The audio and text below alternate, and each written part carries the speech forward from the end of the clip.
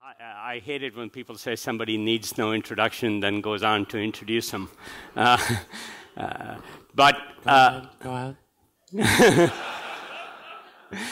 But I do want to start in the realm of what might have been. A few years ago, I think 1997, Larry and Sergey almost got acquired. Can you tell us a little bit about this? And I always wonder how the world might be different if that had in fact happened. We had developed this technology we called PageRank. Sadly, not BrinRank. But anyway, it probably would have sold better that way. But we had developed this technology that we found was useful for search. It by itself wasn't really a complete search engine. What we had kind of just search titles of web pages and ranked them quite well. But we showed it to a bunch of the existing search companies back then. Some of you might remember them, InfoSeek, Excite, Lycos. And probably the greatest interest came from Excite, and it actually came from Vinod. You were the investor in Excite. And we spent a while talking to them, and talking to you, Vinod. Yeah. You remember that. In the end, I don't think the management team there was quite as excited about it, no pun intended. But I remember there were four of us at the time, 4 grad students at Stanford. And I remember we fired off a note to Vinod. It was just like a little email. He said, we don't really want to sell, but okay, for $1.6 million, you got a deal. And a few minutes later, we got a reply and said, that's a lot of dough, but okay, we'll do it. I know, that's characteristic of Vinod, right? So then, 10 minutes later, Scott, one of the 4 of us, comes running in, laughing, huge grin on his face. He had faked the reply. And yeah, back then, the ethics around faking email weren't quite the same. Anyway, so he had that big joke, and the deal obviously never came to fruition, and we went our own way to build search. So the way I remember it, we actually agreed on a deal around $350,000. What? This is typical. Are you trying to renegotiate this now? But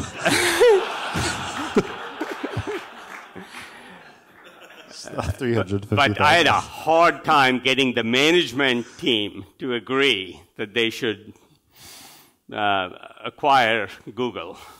I think he's saying that they were having a hard time going to 350 and we were having a hard time changing our number. Yeah, they felt they didn't need it. But, I start here for one very simple reason.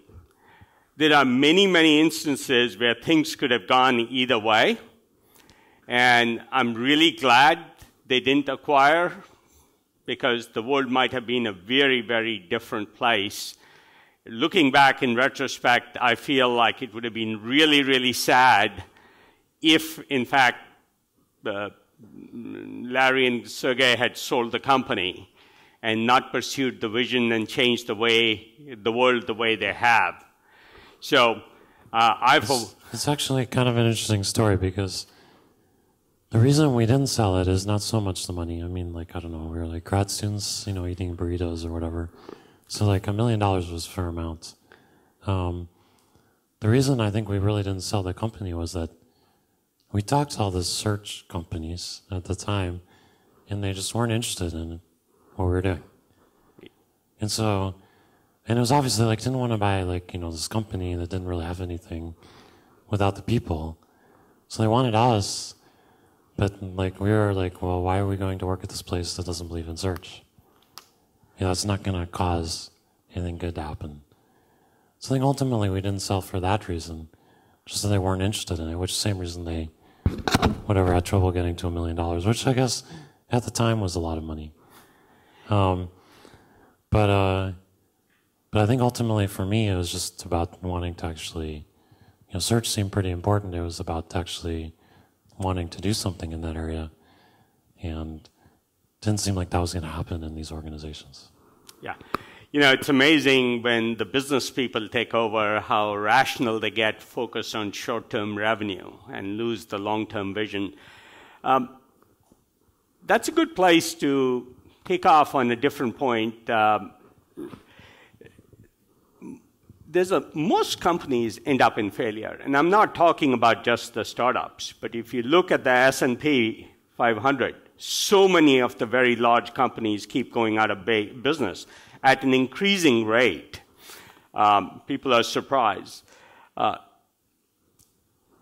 What do companies need to do, whether they're small or large, to address these challenges? How do they take a different path, and how is Google taking a different path? Well, I do think when I talk to most companies, I do think like their leaders are pretty short-term focused. And I was giving people the question, like, imagine you're running Exxon. What do? So you want to do something good. This is one of the most valuable company on earth. A lot of people think probably it's not doing good things, like worried about the environment and so on. But the company has a lot of capabilities. Has worldwide operations and manufacturing, government relations. Probably could do a lot of different things if you took a 20-year view. If you took a 4-year view, it's a pretty hard question to answer. What do you do in the next 4 years? Which I think is about the average tenure of a Fortune 500 CEO. So if you're being measured quarterly, obviously it's good to have some pressure, so you actually do things and make money and improve things. But I think the 4-year kind of horizon for the leaders is pretty difficult. It's pretty difficult to solve big problems in 4 years. I think it's probably pretty easy to do it in 20 years. So I think our whole system is kind of set up in a way that makes it difficult for leaders of really big companies. Eventually what you're doing kind of doesn't make sense over time for whatever reasons, environmental or social or whatever it is. And I think companies have a big problem making a big transition so they get replaced.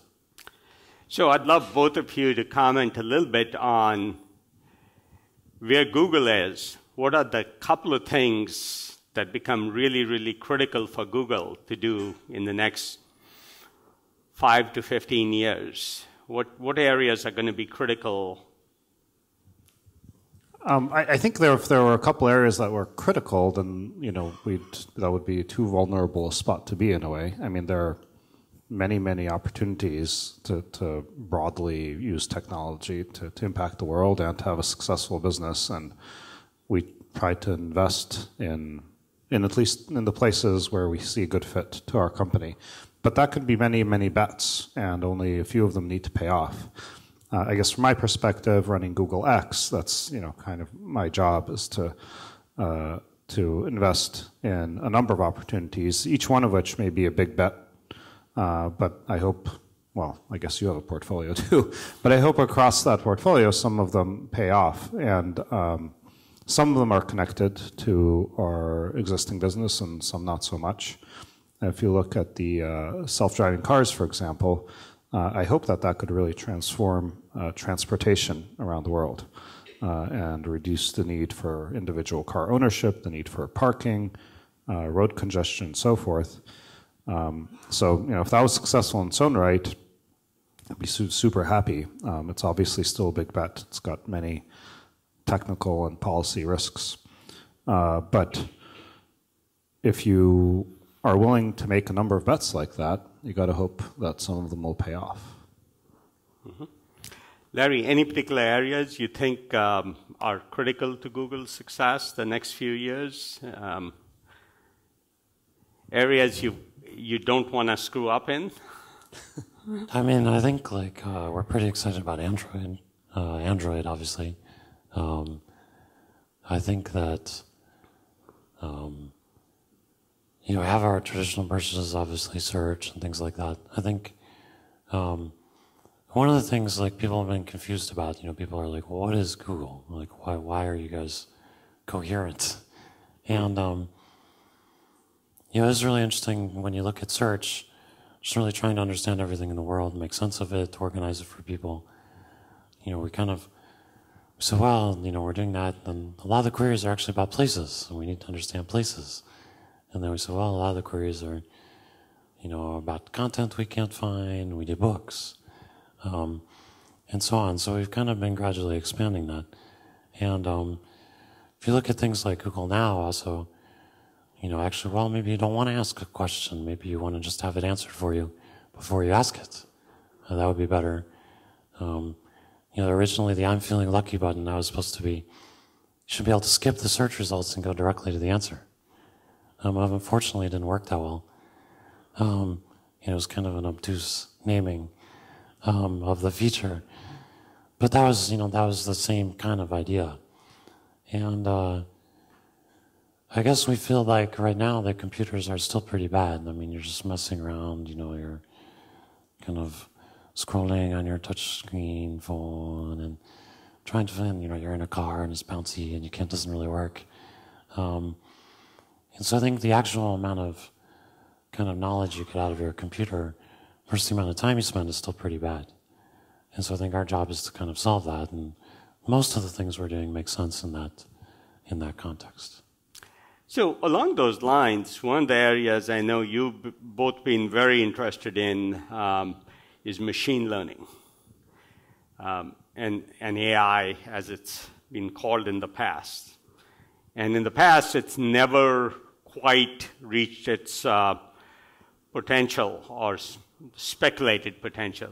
How far do you think it is as a technology, and how much of a role do you think it plays going forward? Well, look, this is our latest model right here. See, not perfect yet, but doing pretty well. So in the machine learning realm, we have several kinds of efforts going on. There's, for example, the Brain project, which is really machine learning focused, and it takes inputs such as vision, and in fact, we've been using it for the self-driving cars. It's been helpful there. It's been helpful for a number of Google services. And then there's sort of more general intelligence, like the DeepMind acquisition that, in theory, we hope will one day be fully reasoning AI. Now those are obviously computer scientists have been promising that for decades and not at all delivered. So I think it would be foolish for us to make prognoses about that. But we do have lots of proof points that one can create intelligent things in the world because all of us are around, and therefore you should presume that someday we will be able to make machines that can reason and think and do things better than we can. So in this group is a bunch of people who are addressing the beginnings of the machine learning revolution. There's people replacing farm workers so you can weed plants and provide plant-by-plant care, people who are doing machines to make hamburgers automatically, all the way up the chain to people replacing law clerks or legal clerks, or even doctors, psychiatrists, ENT specialists, you name it. So the whole span from very simple work to very large work is being replaced in a way that is a little bit scary. And I want to come back before we finish to the social aspects of some of the technology changes. But I do wonder if the vast majority of jobs that we know today, like more than 50%, might be replaced by machines that can do that human judgment piece better. Well, we've been working on the venture investment machine learning. No, I'm just kidding. It's kind of true, actually. As long as I can buy one, I'm good. That is kind of what Google Ventures does, no?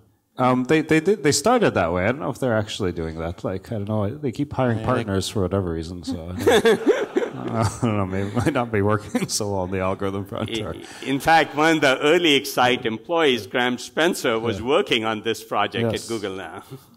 Yes, ironic. Maybe they just sit around and have parties. Maybe they are using the algorithm. I don't know what goes on in the ventures thing.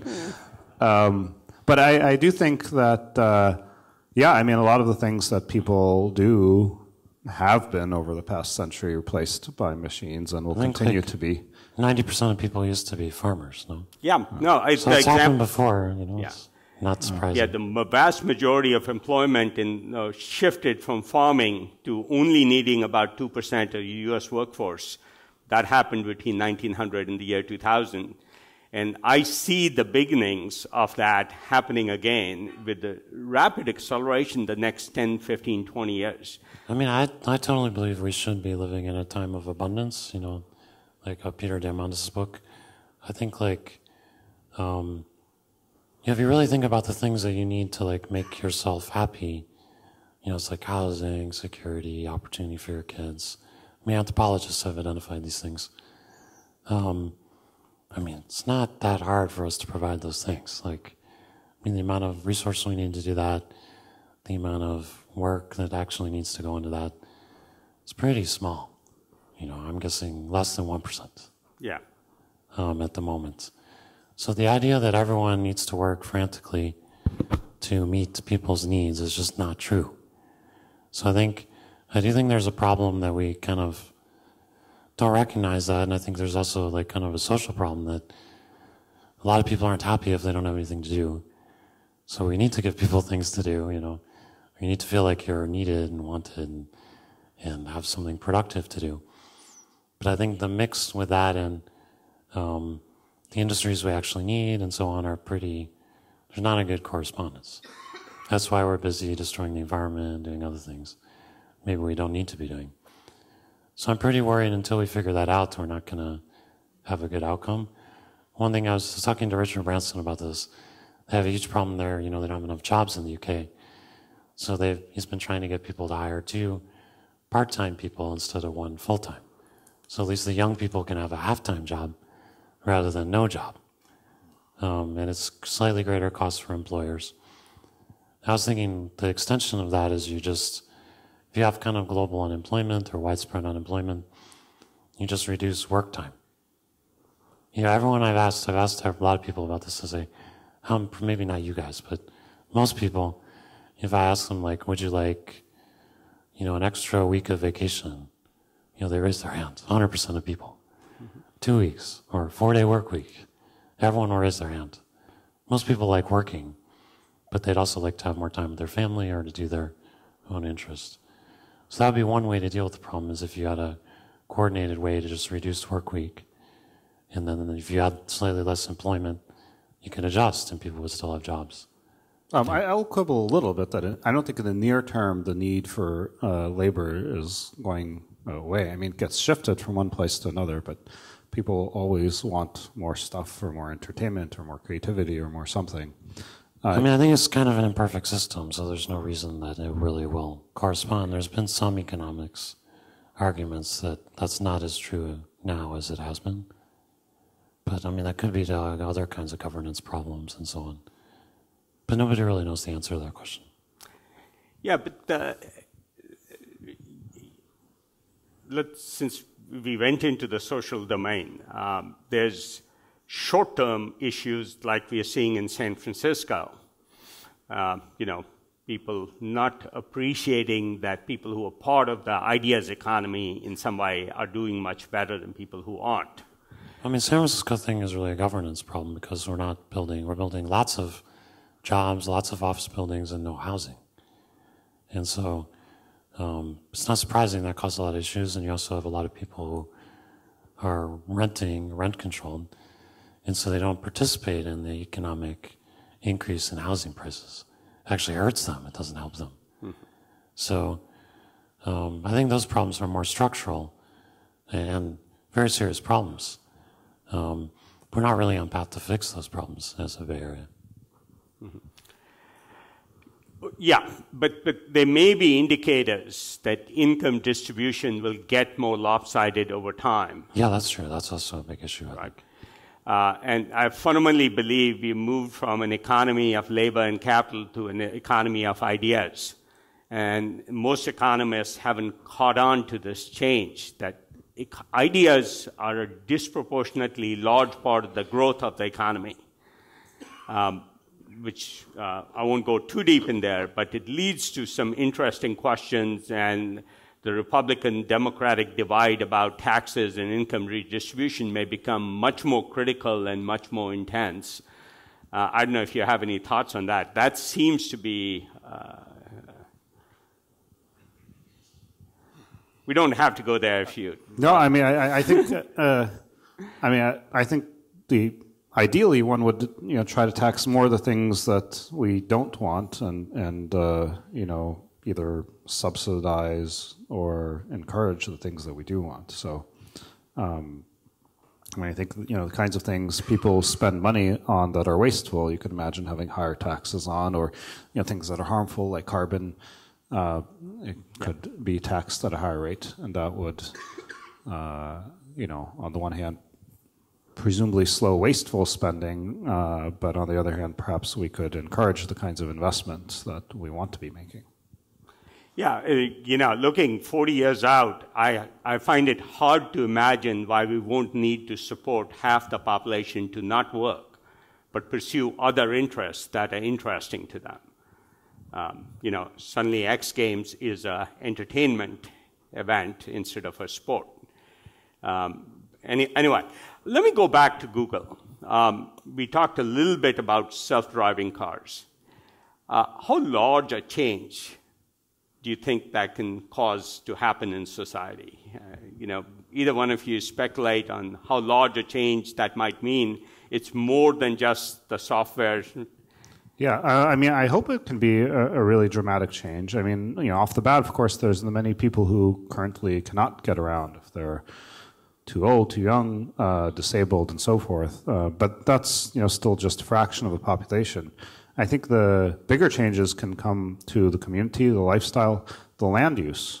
So much of our land in most cities, about 30 to 50% is parking, which is a tremendous waste.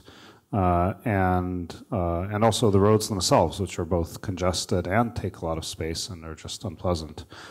So with self-driving cars, you don't really need much in the way of parking because you don't need one car per person. They just come and get you when you need them. And you can also make much more efficient road use and this is not something we've developed yet, but it's certainly been simulated by many. They can form trains, they can go at high speed, perhaps much higher than our highway speeds here. Fundamentally, they can just make much more efficient use of the space and therefore people's time. So I think that can be really transformative. Yeah. Real quickly, and I love the car because it's such a radical transformation in economics. The way I look at it, a car is $300 a month to lease, a driver is $300 a day. A driverless car is 97% cost reduction in the cost of a driven car, making it cheaper than a car you own, probably. So it completely changes economics. But the traditional auto companies aren't going to want a large reduction in the number of cars. Well, it depends if they have a 5-year view or a 20-year view. Well, it also depends if they're the ones producing them. Yes, any individual company might be happy as long as they're the ones making those cars. So do you think Google gets into the business of making cars, potentially? Not that I'm asking you to announce what you're doing, but speculate 10 years from now. Well, I'm very excited about the technology that we're building, but it's still in its early stages. I think eventually, in the future, there might be multiple partners or companies that we work with. That some of them can be manufacturers, and some might be service providers. This is all pretty speculative right now. I'm working hard to just get the basics of the technology working. But the ideal self-driven car is not one that's we've experimented where we convert the Lexuses and the Priuses, but it's also really nice to not have a steering wheel, not have pedals. Maybe the seats should face each other, things like that. So it's not. I'm not sure that the traditional car designs are ideal for self-driving. Let me go back to Larry. As CEO of Google, a lot of these guys have board members who keep saying, focus on a few things. Self-driving cars is one. You've done some things in health and others. How do you decide what's focused and what's unfocused? Yeah, my thinking about this has changed quite a bit over the years. I think I always thought it's kind of stupid if you have this big company and you can only do like 5 things. And I think it's also not very good for the employees because then you have like 30,000 employees and they're all doing the same thing, which isn't very exciting for them. So I think ideally a company would scale the number of things it does with the number of people, kind of in a linear fashion. And as far as I can tell, that never happens. It's like, logarithmic with the number of people, if that. And I would always have this debate actually with Steve Jobs. He'd be like, you guys are doing too much stuff. And I'd be like, yeah, that's true. And he was right, in some sense. But I think the answer to that, which I only kind of came to recently as we were talking about this stuff, is that if you're doing things that are highly interrelated, then there is some complexity limit. It's all going to escalate to the CEO or something. Because you have things that are unrelated, they're going to, at some point, they have to get integrated. So a lot of our internet stuff is like that. User experience needs to make sense. It needs to feel like you're using Google, not that you're using something else. And so I think there is a limit to kind of how much we can do there, and we have to think carefully about it. The great thing about the automated cars is like Sergey can do that, and I don't have to talk to him. I like talking to him, but I don't really have to talk to him about that because it has almost zero impact on the rest of our business. Although it does use some great engineers we have, on mapping and other things, naturally move to that project, but that's a scalable process. I don't have to talk to those engineers. They just move magically. So I do think companies usually try to do very adjacent things. They figure, we're going to know exactly how to do something, that's very similar to what we already do. And the problem with that is that causes a management burden. Whereas if you did something a little less related, you can actually, I think, handle more things. Yeah. And I should note, for Google X, I created a set of rules for our projects that, by design, keep us farther away from main Google. For example, we focus on atoms, not bits. What we do involves a lot of software, but it always has a key non-software component, like, obviously the cars have cars, even though they have a lot of software. And balloons. The balloons, yes. The internet, Project Balloon. We have internet via balloon, high-altitude balloons. We have the kite-based power, the flying wind turbines. And all these things are pretty physical, and that's by design. In fact, when I focused on Google X, I shifted out a few projects which seemed closer to Google's core. Yeah. Sorry, go ahead. No, I was just going to say, for startups, maybe, you need to get one thing done well, or else you don't have permission to do anything else. Yeah. But for big companies, I think it's a little different. Mm-hmm. That leads to another strategy question, and I want to get off this, and I'm going to go a little bit long since we have both Larry and Sergey, so we'll take those extra 10 minutes. Can you imagine, given your interest, you've had some interest in health, there's some radical stuff there. Android is a natural platform for health, mobile is, and health needs to be distributed in highly accessible broadly, not just at the hospital. Can you imagine Google becoming a health company, which may be a larger business than the search business or the media business? I think it's for sure a larger business. And in fact, Google X, for example, we do have the glucose reading contact lenses. So we do. Which are very cool. I don't wear them. I don't wear contacts, and I don't have the need to measure my glucose. But they should be coming along pretty well. I'm very excited about that. Generally, health is just so heavily regulated. It's just a painful business to be in. It's just not necessarily how I want to spend my time. Even though we do have some health projects, and we'll be doing that to a certain extent. but I think the regulatory burden in the U.S. is so high that I think it would dissuade a lot of entrepreneurs. We have Calico, obviously, we did with our Levinson, which is a pretty independent effort, focused on health and longevity. I'm really excited about that. I think that I am really excited about the possibility of data also to improve health, but that's, I think what Sergey's saying, it's so heavily regulated. It's a difficult area. I've been giving an example. Imagine you had 10,000, or imagine you had the ability to search people's medical records in the U.S. And any medical researcher could do it. Maybe they have the names removed. And maybe when the medical researcher searches your data, you get to see which researcher searched it and why. Imagine that would save 10,000 lives like in the first year. Just that. And that's almost impossible to do because of HIPAA. Yeah. So I do worry, we kind of regulate ourselves out of some really great possibilities that are certainly on the data mining and yeah, 2 or 3 years ago, I wrote a blog called Do We Need Doctors? And I speculated Dr. Algorithm will do most of the work. Anmol from Ginger.io is in here somewhere. They introduced their psychiatric monitoring app at Kaiser. Yeah, I was talking to them about that last night. Yeah. That's cool.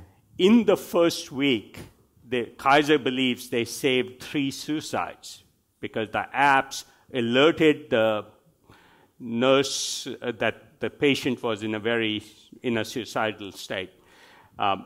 That's just the beginning to come. But that feels like a software business, mostly, delivered mostly through mobile.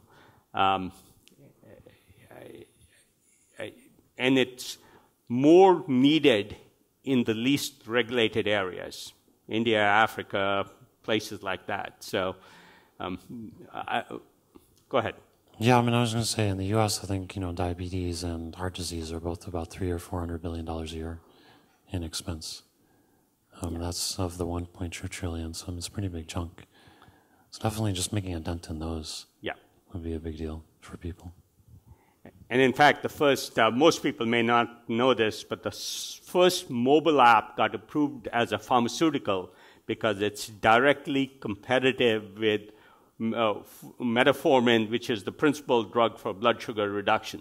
So it has the same effect, and the FDA approved it, of course, with the funny caveat that it has to be refilled every 3 months, and it's priced at $182 a month. Do you want to take any from the audience? Or you? Yeah, let's. I want to have one question for you, Larry. You lost your voice last year. You've talked a little bit about what you learned from that. Yeah, it was great. Sergey encouraged me to, make all the details public, and that was really great to get a lot of feedback and information and things like that. That's a good example. I think, we were talking about medicine, but a lot of the angst people have about their medical records is related to insurance, which we can just fix the insurance. Point of insurance is to cover medical issues. So we somehow worked ourselves into a state around that. Obviously, I don't care very much about that, so I don't have that issue. But I think, anyway, I don't think my voice is likely to get much worse, so I'm happy about that. Get my job done fine. Why don't we open it up to a few questions from the audience? Question over there. I got a microphone in the back. Oh, is there a mic going around? Yeah. Hello. Hi, I'm Vivek.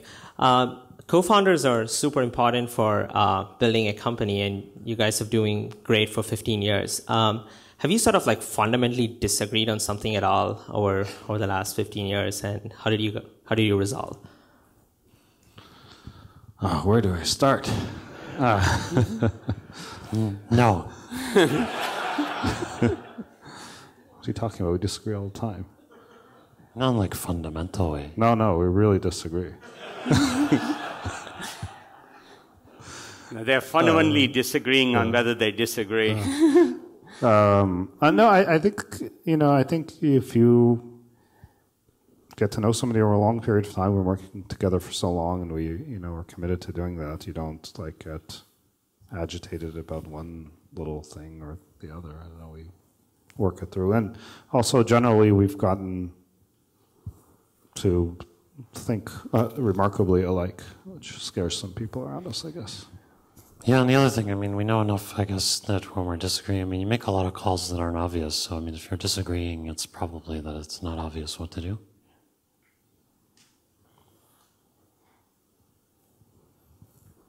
Let's see, there's whoever has the mic, ask the question. Eric? Yeah. So back to the original question of the kind of alternative universe where you sold to Excite. You were grad students. You could imagine that happened, right? If maybe it was 10 million, maybe it was 100 million, right? There's some price that might have made that happen. What do you think you would have done next after working at Excite for a couple of years? Well, I think we'd be very happy. We'd have like a nice house. I don't know. Do you remember the Founders Dungeon? No. Yeah, when we toured Excite, this was one of the kind of hard things about it. They toured us around. It was actually, I think it was like Tarabella or something. It's one of the buildings we now occupy. Yeah. But anyway, here's these offices. We go downstairs and they like locked away this one founder. I don't remember which one it was. He's like in a little closet downstairs. He goes, "Yeah, I'm so happy down here," and he's just in this little janitor's closet. It was like a little dungeon. I don't know. I don't know. It's hard to say. I don't know how long I would have stayed, to be honest. I don't know if it would have been a good acquisition for them, to be honest. I don't know that we would have been so passionate or productive or whatnot. Yeah, I think that's true. Hi. You mentioned the limitations of a 4-year outlook versus a 20-year outlook. I'm wondering your thoughts on governments and their limitations in having these limited terms, and what would be government 2.0 in your mind?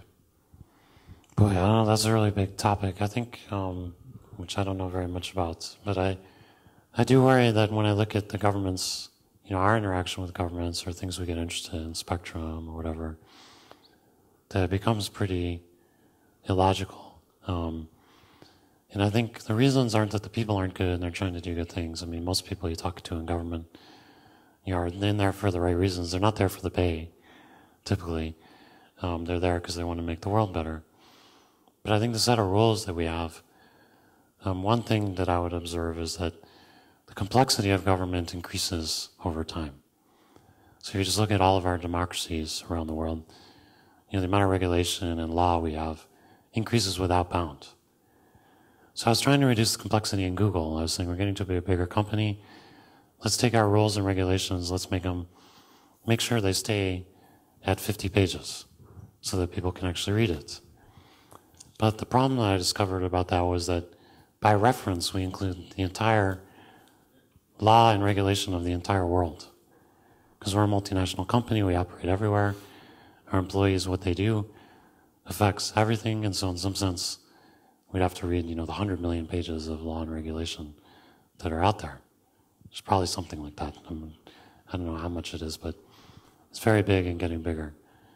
So one thing I proposed is that, I was talking to some government leaders. I said, actually, the president of South Korea, it was great. I said, hey, why don't you just limit your law and regulation to some set of pages? And when you add a page, you have to take one away. And she actually wrote this down. She's great. Is that one of the pages now? Yes. No, that's only one sentence, But I do think that otherwise, I think the government's likely to kind of collapse under its own weight, despite people being good and well-meaning, just because of that one issue of complexity increasing. I just don't think it's reasonable. And when we went public, laws were from 60 years ago. If you took a random law professor, locked them in a room, and told them to rewrite those rules, you'd have something much better come out. But we're not doing that. Larry, and Sergey. How do you know that? You don't know about the dungeons filled with law professors? It's like, that's the other Google X project I have. Well, I'm glad to hear that. We got to finish up, but there's one question I want you to just address because a lot of founders deal with this. You started off as CEO, got Eric as CEO for a while, took back over. Can you sort of just speak to how the experience was retrospectively? Was it a good way to do it, a bad way to do it? How would you have done it different, or would you do it the same? It's something everybody here struggles with, or a lot of people struggle with. I mean, I think it turned out pretty well. So I think that's really good. I think, and Eric's great leader, and I think we learned a tremendous amount from him. And I think we ran pretty effectively also as a team for a long time on those things. So I think these are very personal decisions, and I think there's probably no right answer.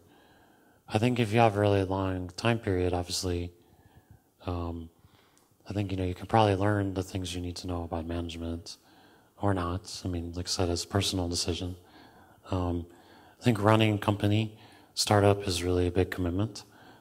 Takes a lot out of you, out of your life, to do well, I think. I'm sure the same is true for companies as they get bigger. So I'm not sure that's for everyone. Some people are good at starting things, not good at finishing things. And I think organizations have trouble recognizing that too. I think, and those are difficult transitions for people. In general, I think, if you have a project or a company and it can have stable leadership, over 20 years, that's better than not. Yeah. Well, thank you. It's been a treat to have both of you here. And